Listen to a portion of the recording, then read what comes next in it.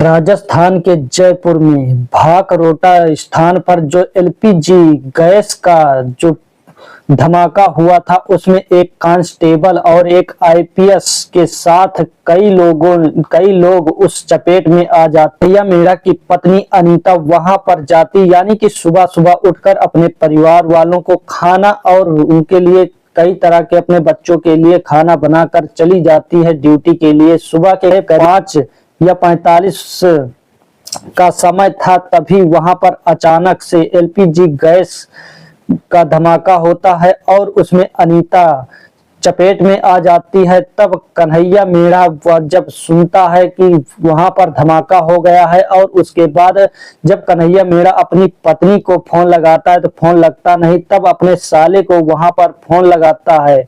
तब उसका कन्हैया मीणा का साला कहता है कि जीजा जी वहां पर बड़ा धमाका हो गया है और दीदी भी वहां पर ड्यूटी के लिए चली गई हैं, चलो देखते हैं। तब कन्हैया मीणा कहता है चलिए गाड़ी निकालिए और वहां चलकर देखते हैं। तब वहां पर जाते हैं और इधर उधर जब दोनों इधर उधर ढूंढने लगते हैं अपनी पत्नी को, तब वहां पर कुछ पुलिस वालों की नजर उस कन्हैया मीणा और उसके साले पर जाती है, और जब पूछते हैं उससे, तब वो कन्हैया मीणा कहता है कि यहाँ पर मेरी पत्नी यानी कि अनीता कांस्टेबल के तौर पर हत्थी ड्यूटी करने के लिए आई थी, वो कहीं दिख नहीं रही, उसका फोन भी नहीं लग रहा था।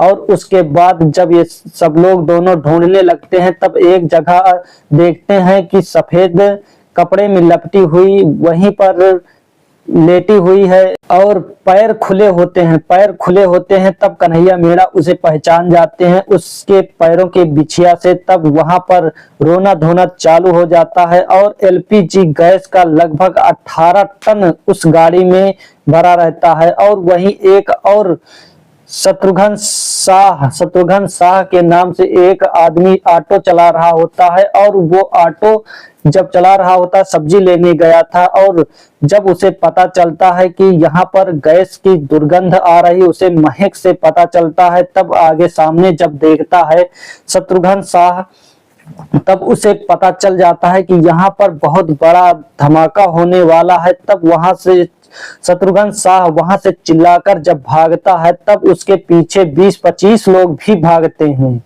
वहां शत्रुघ्न शाह लेकिन चपेट में आ जाता है, और जो पीछे रहते हैं वो भी बहुत ज्यादा घायल हो जाते हैं। लेकिन वो 1 से 1.5 मिनट में इतनी तेजी से भागता है कि 500-600 मीटर दूर चला जाता है।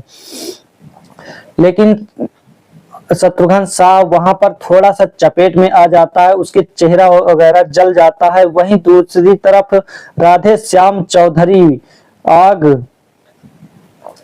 उस आग में एक और शख्स रहता है जिसका नाम राधे श्याम चौधरी रहता है, झुलसा हुआ, और वहां पूरी बदन पर कपड़ा नहीं, केवल कच्छा रहता है। उसके शरीर पर कपड़ा वगैरह जल रहे होते हैं, या फिर फेंक देता है जलता हुआ। जब वो बाहर निकलता है तो उसका शरीर जला हुआ पूरा शरीर हो जाता है, चिल्लाता है कि मुझे बचा लो, मुझे अस्पताल पहुंचा दो और मैं किराया भी दे दूंगा। लेकिन उसे कुछ लोग पकड़कर उसकी सहयोग करते हैं, और उसे जब साधन से ले जाते हैं अस्पताल की तरफ और एडमिट भी कर देते हैं। 2 घंटे बाद राधे श्याम चौधरी की मौत हो जाती है। और वहां सुबह का टाइम रहता है, एक शेरा नाम का शख्स होता है, सुबह सुबह उठकर मॉर्निंग टाइम टहलने के लिए जब बाहर निकलता है, तब देखता है कि यहाँ तो बहुत बड़ा हादसा हो गया है। और उसके बाद जब देखता है चारों तरफ, तब पूरी गाड़ियां जल चुकी होती हैं, कुछ समझ में नहीं आ रहा होता है। शेरा ने अपने घर पर फोन करता है और 2 से 3 गाड़ियां मंगा लेता है अपनी, और वहां पर जितना हो सकता है सभी की मदद करता है। अपनी 2 से 3 गाड़ियों से सभी जितने घायल हो जाते हैं उनको अस्पताल ले जाता है, अस्पताल में एडमिट करवाता है। और वहां पर एक परिवार और रहता है जो करणी सिंह राठौर आईपीएस रिटायरमेंट रहते हैं, वो अपने फार्म हाउस से निकलकर घर जा रहे होते हैं। वही वो भी इस आग की चपेट में आ जाते हैं, और उन्हें भी उनके घर वाले भी पता लगवाते हैं, लेकिन डीएनए के अनुसार डीएनए जब होता है तब उनकी भी पता लगता है कि ये करणी सिंह राठौर आईपीएस हैं। और उसके बाद कई सारे लोग यानी 30 से 34 लोग घायल हो जाते हैं और बताया जाता है कि 14 लोगों की मृत्यु हो जाती है। करणी सिंह राठौर भी उसमें उस आग की चपेट में आ जाते हैं। उस एल्पर तक यानी 150 से 200 के लगभग ऊपर तक जाती थी और वहां नीचे यानी चारों तरफ 150-200 के लगभग करीब में